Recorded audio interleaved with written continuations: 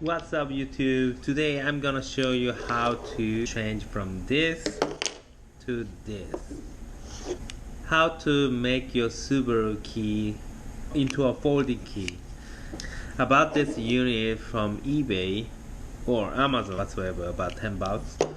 It also included a blank key. Even there was no instruction in the product itself. This is all I have from the package. But it should be very straightforward. I actually refer to another video.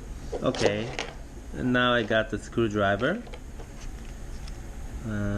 Gently we have to lift it up.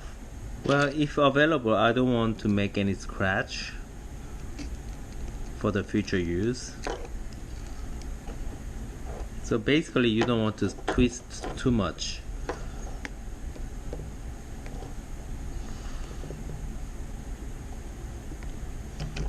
Well, I just noticed it's pretty tight, so I had to twist anyway.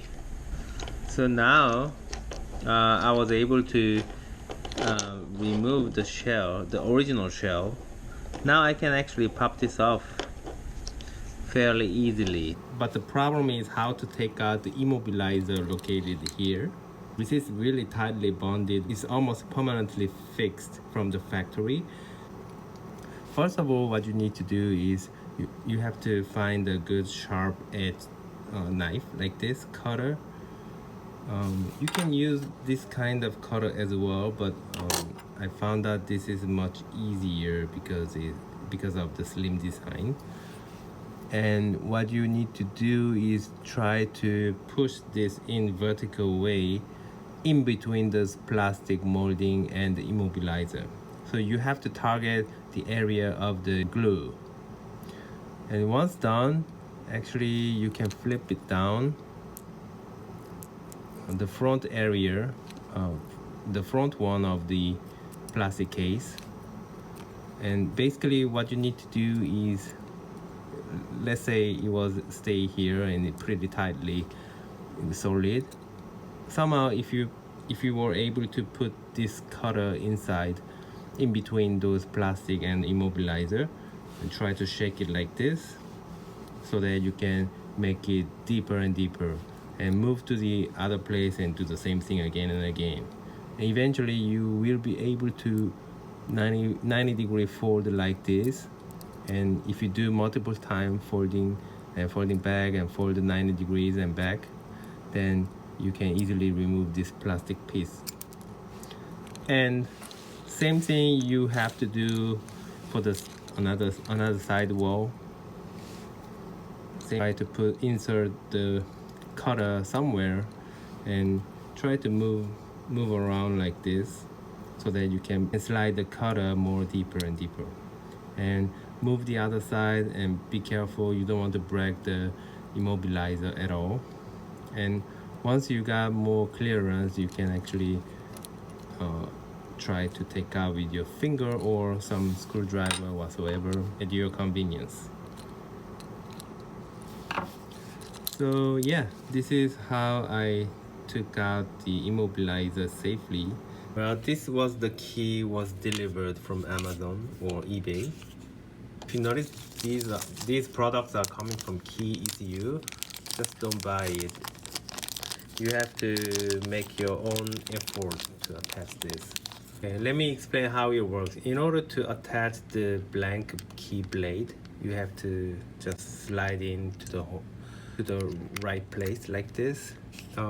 In order to bond this blade and the holder tightly, we have to insert a pin like this.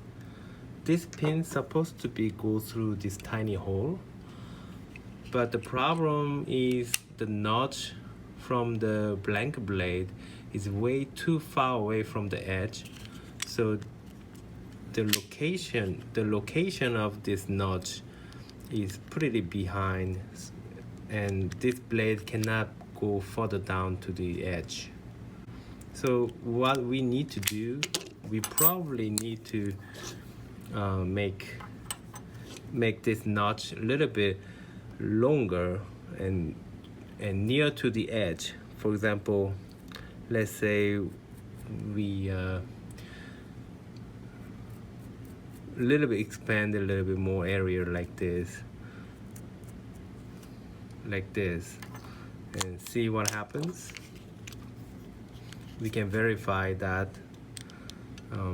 If you can see, I'm not sure if you guys can see clearly, but if you can see that red area made by a Sharpie, I think that's the right place. I'm just gonna little bit grind out using some mechanical tools, rotating machine.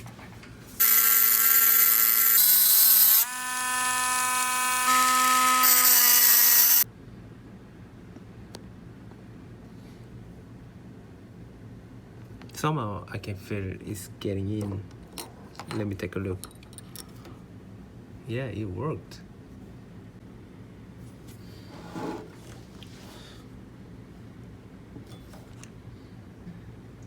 Yeah, in this way, it is available to put this pin all the way to the end, to the other side. So now it's completely fixed. Alright guys, I finally found the locksmith near my area who can cut this kind of key. It was really quick.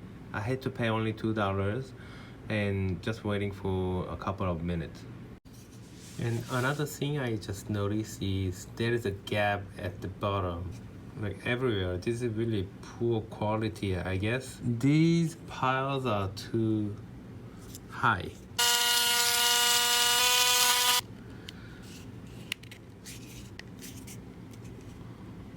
Yeah, pretty good, pretty solid now. I like it pretty much. Okay, then let's continue to assemble this. Yeah, this is the immobilizer. It's just gonna do the same way as it should be.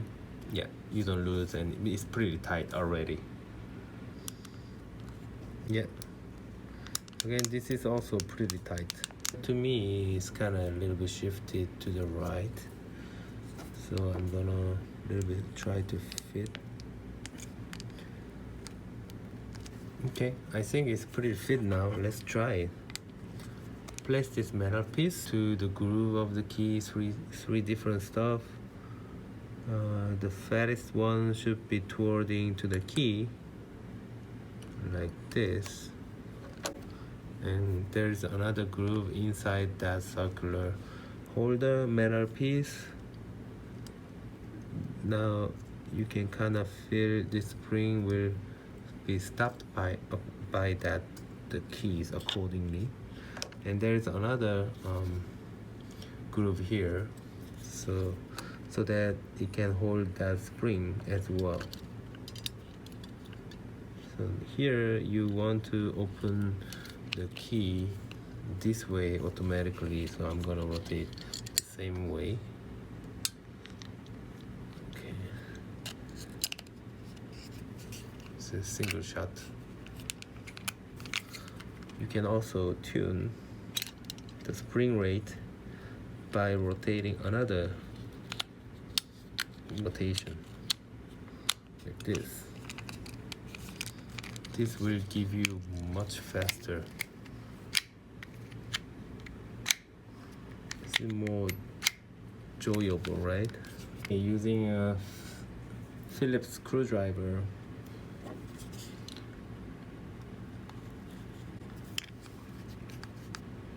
you don't want to over tight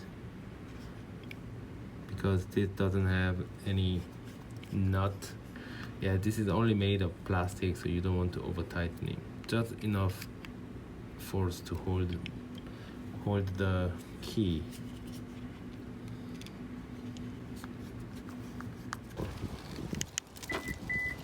And close.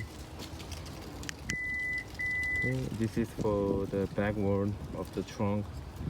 I don't want to press it, but I never, so let me try the panic button. Okay, looks like working properly.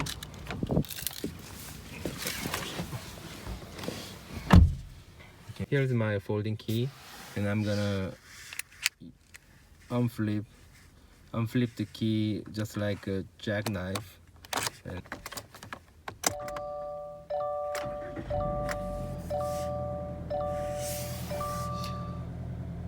yeah, it's nice to have a folding key now. I'm pretty happy now.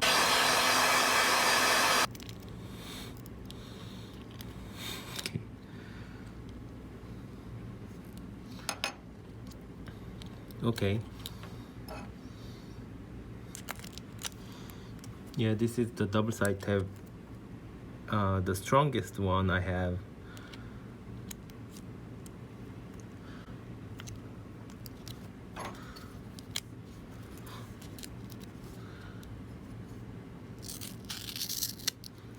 Okay. Now I guess we can get rid of the seal in the bag. All you need to do is just transfer the Subaru mark like this.